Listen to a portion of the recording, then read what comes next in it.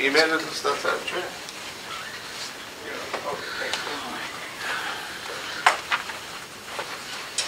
Hi there. We're a group of members of the district, constituents for Congressman Adam Schiff. Sure. We'd like to have a meeting with the Chief of Staff or any member of the staff. Okay. Currently, our district director would be the highest ranking member in our office right now, and she's not in. She's not in. When do you expect her in? This afternoon. We have a letter for Congressman Schiff, Oh, I can an open letter. I can take that from you now. So, Thank you so much. well, actually, we need to sign it. We haven't even Oh. signed it yet. No. Okay. So, let's do a reading of this letter so I can get this on video, and then we'll sign it, whoever agrees with it. Okay. So go ahead and... For time immemorial, the purpose of the United States government, specifically Congress, has to effectively and honestly maintain dialogues with the American people at large. The fiduciary obligation does not end with the House of Representatives. Congressman Adam Schiff, it remains your first and principal obligation to listen to your constituents, respond to them, and reach a consensus which benefits the people you were elected to represent. Unfortunately, you have categorically failed to do so with the situation of Syria and your unwarranted blame of the Assad regime for everything. More importantly, your reluctance to hold serious discussions with constituents within your district remains an insult to injury and a sign of carelessness on your behalf. These past few congressional terms, you have showed an interest toward the Armenian community and have poured considerable time in the United States' official recognition of the Armenian genocide. Specifically, you attempted in the House to ensure the passage of H.R. 106, the Armenian Genocide Recognition Bill, which now has fallen dead on the floors of Congress. Along with that noble attempt, you sought to extend life insurance benefits for genocide victims. All brave and commendable attempts, but in the end, only attempts. If only you had attempted to provide justice for the Armenians in Syria. So, this is a letter, I believe. Yes.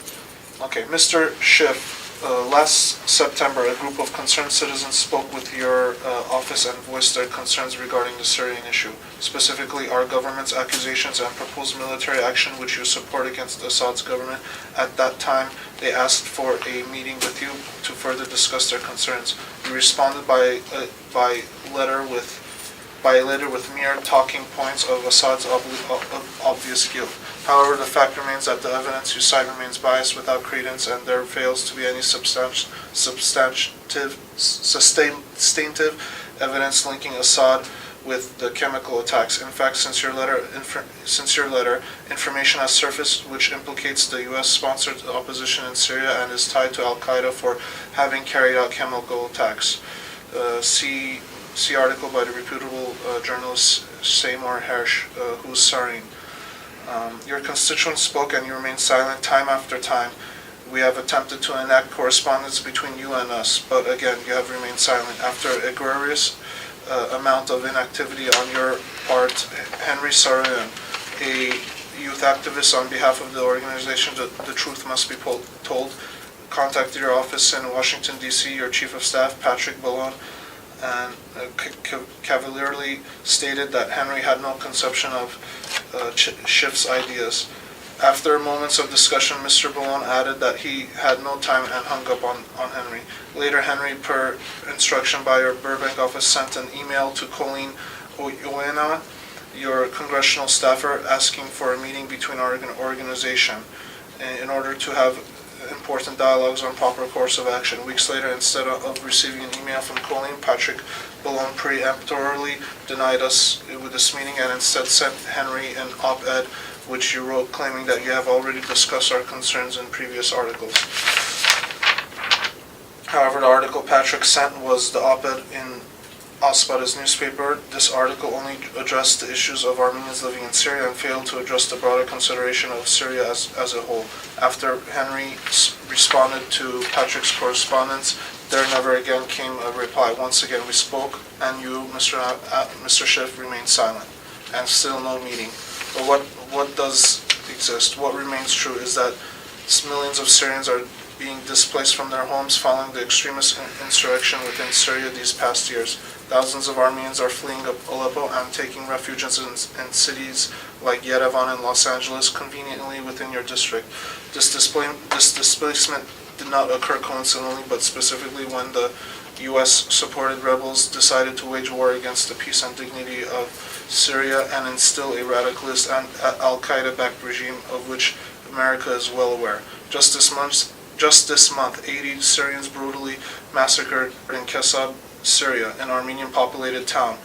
This is fact, Mr. Schiff. It is not speculation, theory, or analysis. These are reported body counts.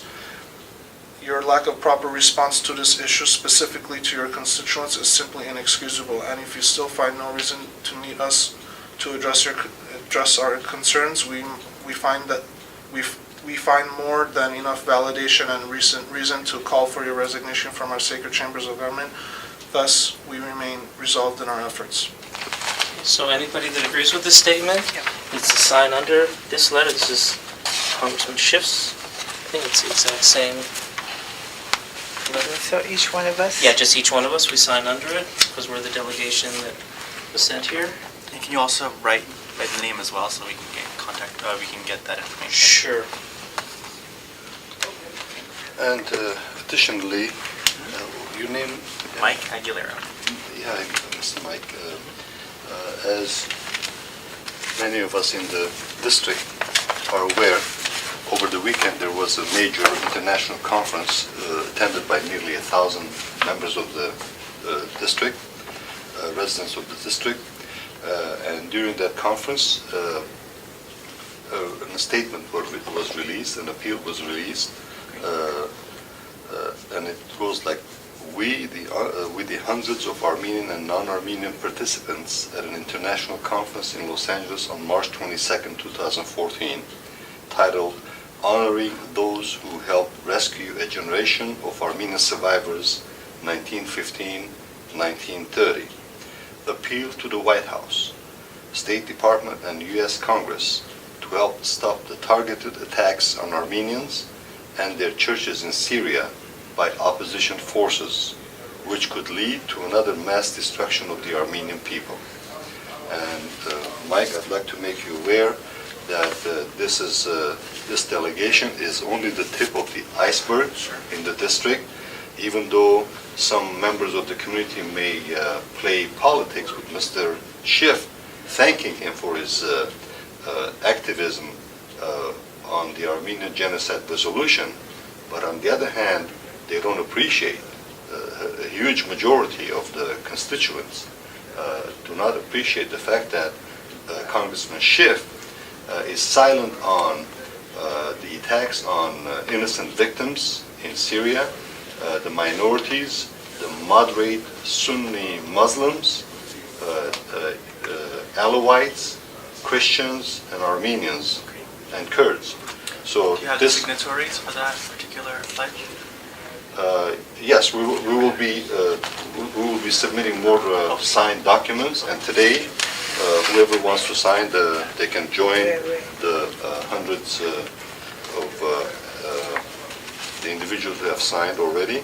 So this shows how much the community is worried and concerned about their kinsmen in Syria. So I'd like to present this, and this is this week's situation in Armenian town of Kesab. The letter for today? Yes, Yeah, give them. this is the letter for today. And whoever would like to sign, joining hundreds of other signatories. And you have another document with other signatories for the pledge for this conference? Not with me, but we will be presenting this on behalf of our delegation, joining the signatories from the conference. Okay. Do you also want Yeah, to point a email contact? address as well.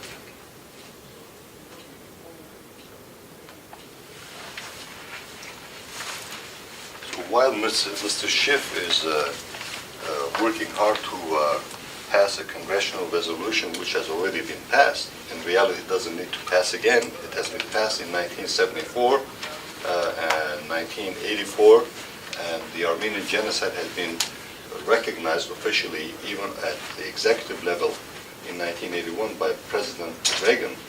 So with his additional efforts, how could he stay silent on the fact that, just like the title says, in a proxy invasion, Turkey spreads death and destruction in Armenian town of Kesal. So how could that jive with Mr. Schiff's concern about the Armenian genocide resolution, which is widely recognized by now? So we don't need no more resolutions. We need Mr. Schiff's activism to stop a second genocide in Syria. So your request is you do not want to move forward with the current resolution? You know, it's a duplicate effort. His energies and time need to focus on stopping the second genocide, which is ongoing right now. So the genocide of 1915-1923 has already been officially recognized. So Let me put that note in here as well.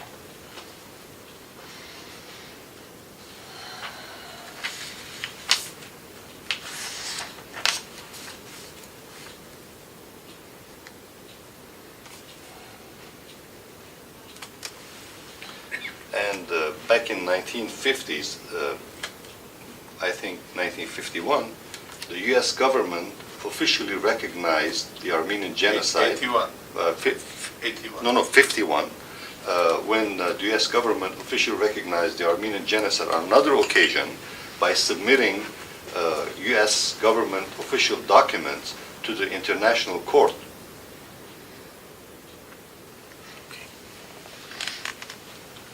And as the position of the entire delegation, or you as an individual? You want to give your business card? Yeah. I'm the publisher of U.S. Armenian Life magazine. Thank you so much. So we have to sign? Got it? And this is the other one, the resolution from over the weekend Oh, okay. to stop the attacks in Syria. And what was the name of the convention? Over the What was the weekend? name of the convention? It's written on the document, International Conference, titled Honoring Those Who Helped Rescue a Generation of Armenian Survivors, 1915-1930. And the organizers were? The International Conference Committee. What time you go for lunch? We're open throughout the lunch period. Oh, yeah? Good. All right. Okay, so this is the document signed by today's delegation in solidarity with those at the international conference. And you'll follow up with the Yes. signatories in the conference? Yes. Okay.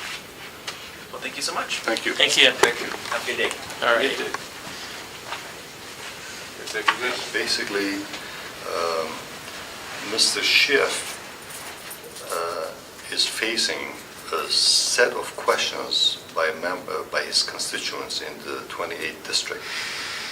The questions are, has he indeed secretly voted for secret funding of the terrorists in Syria under the banner of Syrian opposition? And has Mr. Schiff thought about desisting from selling off his constituents to corporate America? So corporate America has hijacked U.S. foreign policy to the detriment of the people in Middle East and to the detriment of the very people of this great United States. So we must buy back America. So America has been bought off by corporate interest and mega capitalists and petro politicians. So we should put a stop to that for the sake of America and for the sake of humanity as a whole. Apo Jabaria, publisher of U.S. Armenian Life magazine. Thank you, Apo. Basically, we know very well that Mr. Schiff is a member of the Intelligence Committee of the United States, and he is very much aware of what's going on in the Middle East, and he has, since 2003, as I remember, he has always advocated attack on Iraq, attack on Libya, and attack on Syria, and do regime change, which is an illegal policy internationally. It's done by force, by armaments, by killing two presidents, Saddam Hussein and Gaddafi of Libya. And this is totally against any international norm. And these days, as you know, the Crimean and the Ukrainian issues, America is saying that this is against international law when there has been no death or killing of whatsoever, where the self-determination of the Crimean people was decided by the people themselves. And therefore, there's a double standard here. America's expansionist policies is not acceptable by any human being, left alone by any American. But because this regime in the United States is controlled by people who do not consider the voice of the people, of the U.S. people, therefore they have their own interests that does not meet the interests of the people of the United States, neither the people of the Middle East, including Syria. And these days, Syria is being destroyed by the direct intervention, direct financing of the United States to the terrorists, foreign terrorists, Islamist foreign terrorists who are entering from Turkey, from Jordan, but mainly from Turkey. And the last example is the attack just a few days ago, on the 22nd, I think, of March.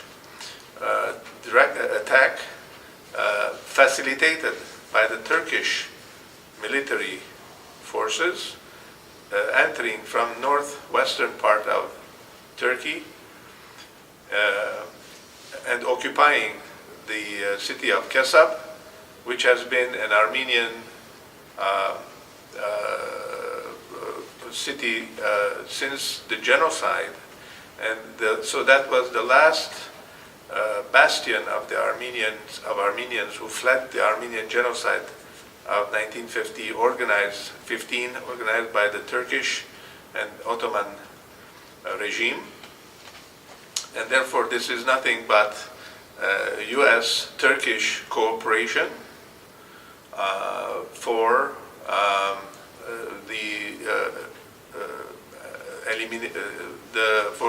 the finishing, let's say, of the Armenian question.